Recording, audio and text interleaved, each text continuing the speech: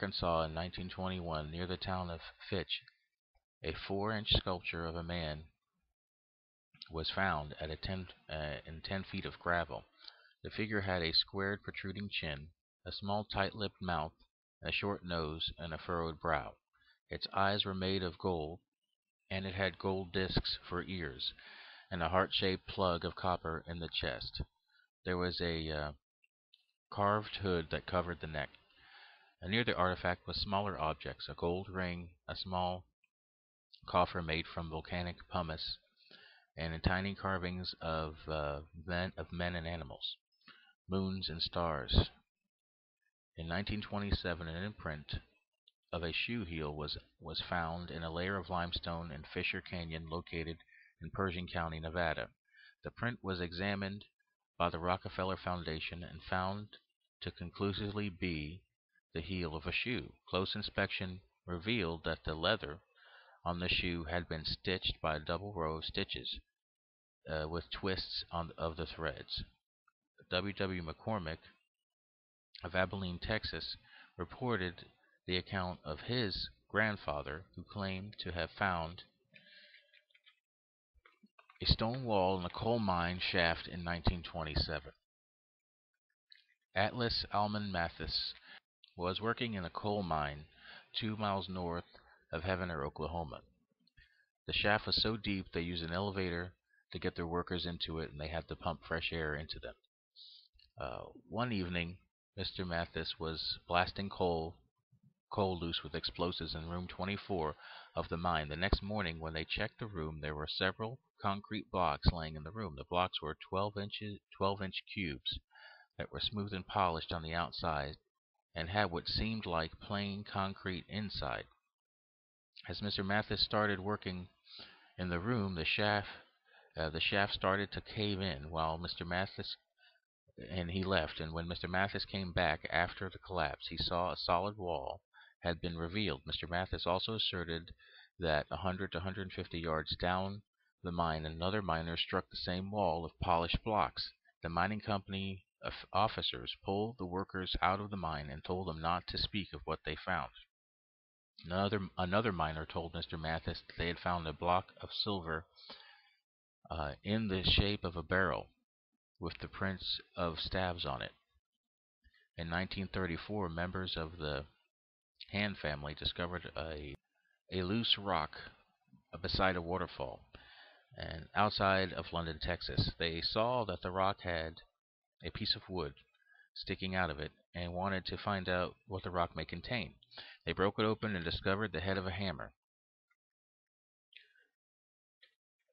The metal material in the hammer was tested, and it revealed it to be 96% iron, 2.6% chlorine, and 0.74% sulfur. No carbon in it, which is unusual. Density tests showed that the inside to be of exceptional quality with no bubbles inside. Modern industry cannot consistently produce iron castings of this quality. In Plateau Valley, Colorado, 1936, during the excavation of a winter vegetable cellar at a depth of 10 feet, pavement tiles were found. These tiles were 5-inch square and laid in mortar. And on November 27, 1948, Frank J. Kenwood of Sulphur Springs, Arkansas, made a statement claiming that in 1912 he broke open a large chunk of coal which contained an iron pot, which fell out of the coal in front of a witness, Jim Stahl, who was also working with Mr. Kenwood at the Municipal Electronic Plant in Thomas, Oklahoma. Also in 1948, a fossilized shoe impression was found near Lake Windermere in England and reported in the Natural History Journal. The print was said to show signs of craft and artistry. It had circular impressions around the heel and foreshoe and the center of the sole and the heel. They all had a decorative, linear, flower-like pattern. In 1958, in Tuscany, Italy, a human jawbone was found at a depth of 600 feet in a coal mine. In 1959, at the Gobi Desert in Central Asia, a fossilized shoe print with a ribbed sole was found. In 1961, in southeastern Olancha, California, a geode was discovered which seemed to contain some sort of mechanical device. Studies in X-rays have suggested that the device that is embedded in the rock is a type of spark plug. In June of 1968, at Antelope Springs, Utah, a fossilized human sandal print was discovered in the Cambrian Wheeler shale formation. The print measured 10 and a quarter inches long and had the imprint of a squashed trilobite in the center of the sole. Trilobites are thought to be one of the earliest forms of life on Earth and believed extinct before man was supposed to have evolved. The Utah Geological Survey examined the fossil and found no irregularities or signs of fakery.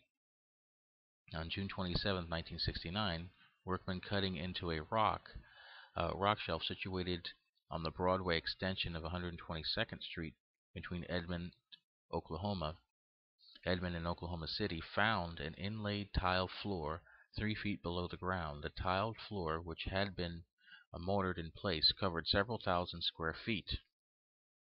Also in 1969 at Oklahoma, a sandstone strata was found that contained fossilized prints of extinct animals and human footprints. In 1979, Dr. Rex Gilroy, the director of the Mount York Natural Historical Museum of Australia, discovered a giant human fossilized footprint on Mount Victoria. In 1974, a wedge of aluminum was found in Avid, Romania, on the banks of the Mureș River, under 35 feet of sand, alongside 2 mastodon bones. The aluminum wedge was claimed to resemble landing gear similar to spacecraft at the time, only smaller. Aluminum was not discovered until 1808 and could not be mass-produced until 1885. In China, on and near Mount Baigong, ancient pipes have been found. These pipes seem to reside in a pyramid on Mount Baigong that is 100 to 200 feet tall. The pyramid is reported to have 3 caves that enter into it, and 2 of the cave entrances have collapsed, leaving only the largest cave left. The 18-foot cave houses the 16-inch diameter reddish-brown pipes. Also, dozens of smaller upright pipe-like objects ranging in sizes from 4 to 16 inches are above the cave, protruding from Mount Baigong. 65 kilometers west of Mexico City in 1933, there was found a pre-Columbian grave, and in this grave a terracotta head was found. This head was probably part of a larger figurine, but what makes it unusual is that it doesn't look like the indigenous South American Indian. Its facial features and beard more closely resemble a European, some believe a Roman-like appearance. The site on which it was found is considered a genuine undisturbed pre-Columbian site, meaning that there should be no European influence on or in this site. The colonial period started shortly after Columbus discovered the New World in 1492. A test of the object in 1995 established its age limits between 800 BC and 1200 AD. Bernard André of the German Institute of Archaeology in Rome confirmed his belief that the style of the artifact was Roman and probably 2nd century AD in origin, based on the hairstyle and beard. The objects discussed in this episode show only a fraction of anomalous artifacts that have been discovered. These artifacts represent some of the best evidence of the flood of Noah, giants on the earth, men and dinosaurs coexisting, pre-flood buildings and technology, and the visitation in the New World by Romans and probably others throughout time. I thank you for your interest in the show, and may God bless and keep you. The Revelation 13 podcast is hosted by Mike Hopwood and is a podcast dedicated to the study of end-time events, news events, and ancient mysteries.